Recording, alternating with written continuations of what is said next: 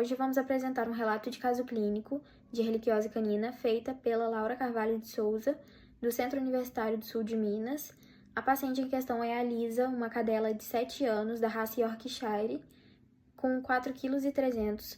Ela chegou na clínica Saúde Animal no dia 19 de outubro de 2021, apresentando emagrecimento, falta de apetite, apatia, anorexia e petequias na região abdominal. Apesar do histórico, do quadro clínico do paciente ser bem condizente à erliquiose, a cadela em questão não apresentava infestação por carrapato, sendo assim imprescindível a realização de testes que comprovem, que afirmem o diagnóstico positivo.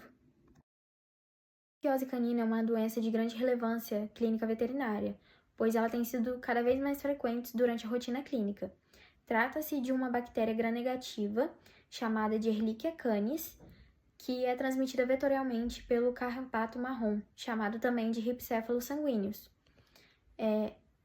Na infecção, esse carrapato ele vai inocular formas infectantes dessa bactéria, que é denominada de corpúsculos elementares, através do repasto sanguíneo. Então, ao picar o hospedeiro vertebrado, o cão, o carrapato ele vai inocular junto com a saliva essas formas infectantes.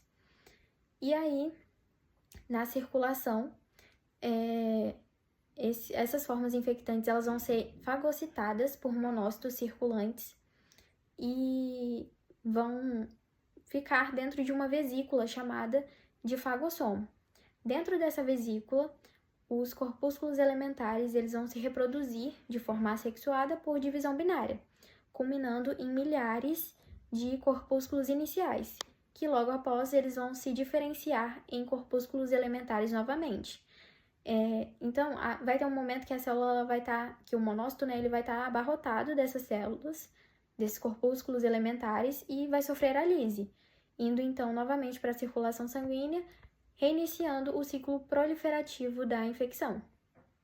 A infecção no carrapato se dá através do repasto sanguíneo, que é quando ele vai ingerir sangue infectado com monócitos, contendo corpúsculos elementares.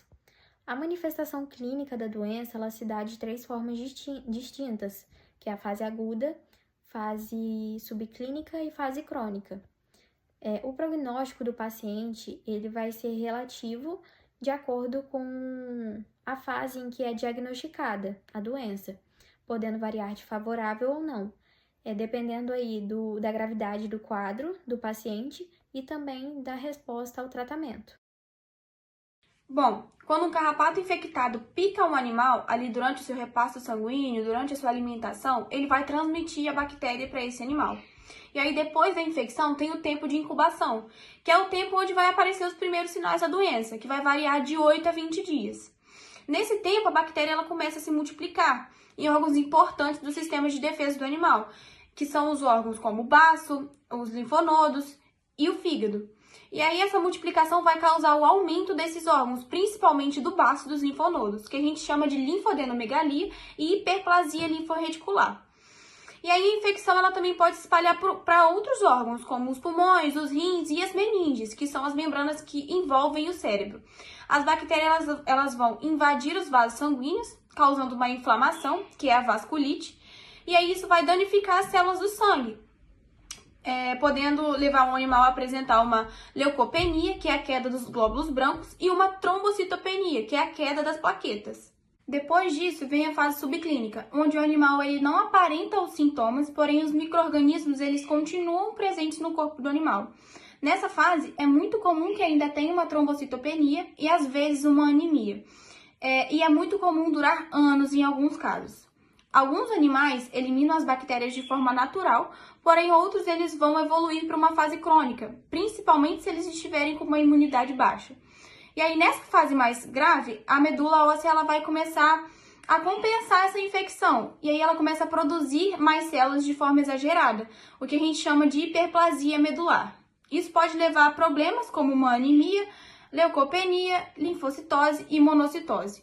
Ou seja, essa doença é uma doença que ela parece ser silenciosa, ela aparenta ser muito silenciosa, mas ela tem um impacto muito grande no corpo do animal se ele não for tratado de forma correta. Bom, no caso clínico que a gente está abordando, a cadela ela apresentava sinais compatíveis com a fase aguda, como petequias, apatias, alterações hematológicas, e nessa fase ela vai ocorrer ali de 7 a 21 dias após a infecção, sendo caracterizada por sintomas evidentes devido à multiplicação do agente nos órgãos linfóides e da resposta inflamatória do organismo. Vou falar sobre métodos de exame. Então, o diagnóstico da erliquiose canina exige avaliação clínica e o histórico do animal. E exames complementares, né, para poder dar o diagnóstico de fato, porque os sinais da doença são muito inespecíficos. O exame parasitológico direto é simples e barato. Ele tem baixa sensibilidade, né, e principalmente nas fases subclínicas e crônicas. Então, o resultado negativo, ele não descarta a doença. Então, nesse exame, o resultado negativo não descarta a doença. Nos testes sorológicos, a gente sempre busca anticorpos contra a Ehrlichia, né? Então, temos alguns tipos de exames sorológicos, como a RIF e ELISA, que são sensíveis, mas não indicam se a infecção está ativa ou se ela é antiga. E podem ter reações cruzadas. Também tem o teste de Alere, ele também detecta o anticorpo, com alta sensibilidade e especificidade. Ele é rápido, acessível e fácil de aplicar, mas tem a mesma limitação. E também tem o 4DX, que ele identifica várias espécies com alta precisão, mas também pode confundir com outros anticorpos que pertencem no corpo do animal. Já o PCR, que é outro método de exame, é um exame mais preciso, porque ele detecta o DNA da bactéria e em qual fase que ele tá, qual tipo de espécie. Mas, né, tem um lado negativo, que é o custo, que ele é mais caro, exige uma estrutura especializada na clínica e pode dar um falso negativo se a amostra estiver ruim ou com a carga parasitária baixa. Então, no caso clínico, o diagnóstico da erliquiose, no caso clínico citado, o diagnóstico da erliquiose foi feito com um teste rápido de Alere. E também foi realizado um hemograma, que embora não tenha confirmado a infecção, é importante para identificar alterações como trombocitopenia, leucopenia e eosinopenia, além de avaliar a gravidade da doença e a resposta do tratamento. Vou falar sobre o protocolo terapêutico. Nesses casos de erliquiose, os veterinários passam geralmente doxiciclina, que é administrada uma vez ao dia durante 28 dias. A doxiciclina, ela é bem absorvida, ela também é um bom anti-inflamatório, mas ela acontece de qual jeito? Ela se liga ao ribossomo bacteriano. E lá, ela inibe a síntese proteica, que é uma fase essencial na replicação das bactérias. Então, ela vai evitar com que as bactérias se repliquem, disseminando a infecção. Ela é metabolizada no fígado e excretada. Porém, ela tem algumas contraindicações, como animais jovens, em crescimento, né, em fase de crescimento, fêmeas grávidas ou lactantes, para não afetar o feto e nem ao filhote. E ela também não pode ser administrada com antiácidos, porque ela afeta na absorção da doxiciclina.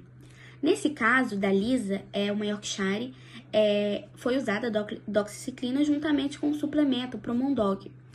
Esse suplemento tem probióticos, prebióticos, vitaminas do complexo B12 e em que elas influenciam? Elas influenciam na anemia causada e elas ajudam a repor essas vitaminas, também tratando a anemia que se dá pela Ehrlichia.